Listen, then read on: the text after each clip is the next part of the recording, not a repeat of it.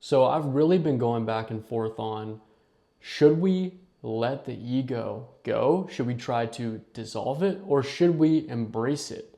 Is it just a part of life that we need to integrate and we need to balance, we need to make friends with?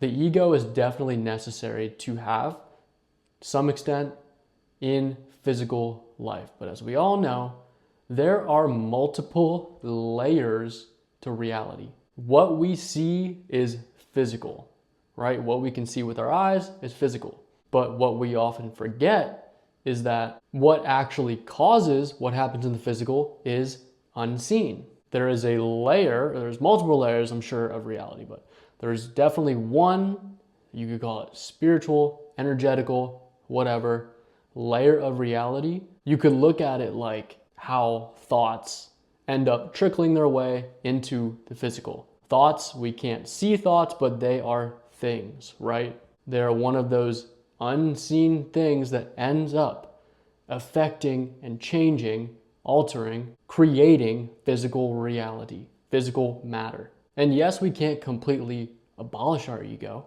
but really when it comes down to it, the ego is fake. The ego is who we think we are, but it ain't even real. The shit is not real. It is our false sense of self.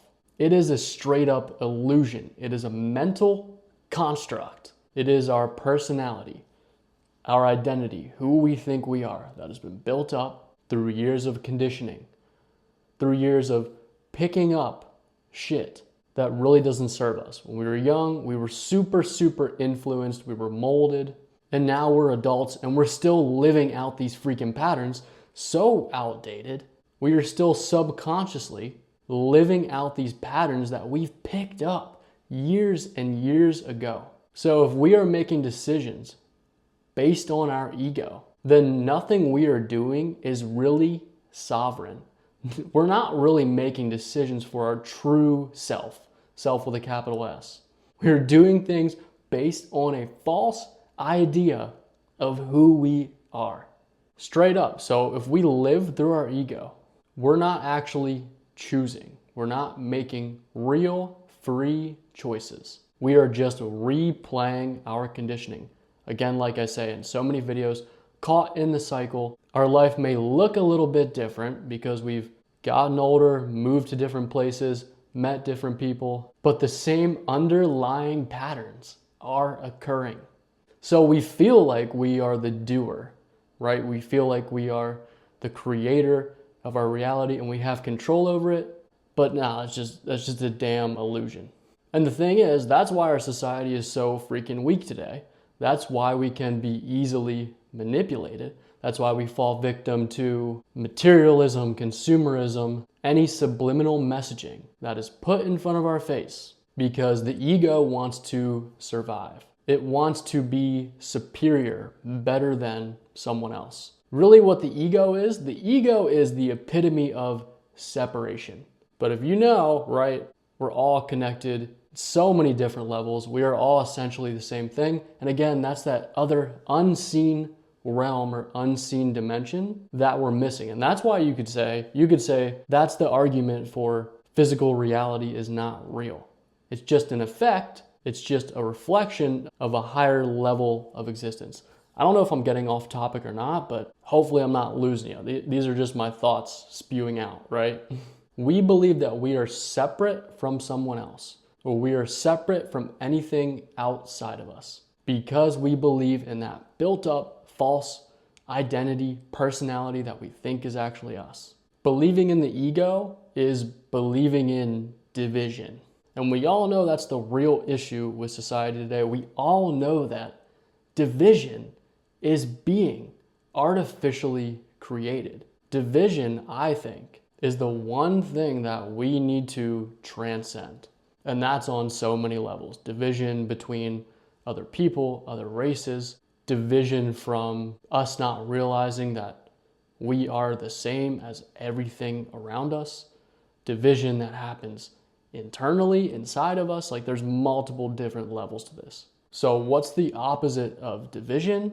It's wholeness. The ego feeds off fear. It feeds off lack. The only reason that we even believe in any kind of fear or lack is because of our ego. Because what are we trying to protect? Who we think we are, which is a construct. Our identity is fake. It's a construct. We can choose to believe whatever we want. We can choose to believe that we are anything. So our true state is wholeness. Our true state is not needing anything, is already having everything, already being enough. And that's what we are searching for subconsciously. We really just want pure being, pure existing, pure bliss. That is our natural state of no thinking, but we go searching for this wholeness in the outside world. But we know then when we acquire that thing in the outside world that we really wanted, the happiness, the satisfaction, it doesn't last. And we're often like, I don't really need this shit. Like, why did I want that? As you let go of your ego, you won't really need material things. Yes, it's great to have material things, but you won't be so attached to them. And you won't be as controlled by outside influences. So to really shift from being the controlled, which is like 98% of the population, to the controller, a sovereign, free being that makes sovereign choices, that directs their life in the direction that they really want to go, you have to shift your awareness into the real version of you. Not the fake artificial personality part of you, but the awareness, right? The just existing part of you that is above the ego. The part of you that can observe thoughts. Just watch thoughts. Watch your thoughts instead of identifying with them and getting wrapped up into them. Then you start to uncover your true self and really live from that. And you just got to think what the world would look like if we all dug a little deeper into ourselves and found the real us. If we stopped having to always have to prove something. Like, that's something I realized within myself. I always want to prove something to someone. Why do I have to do that? That's ego. But anyway, that was a rant.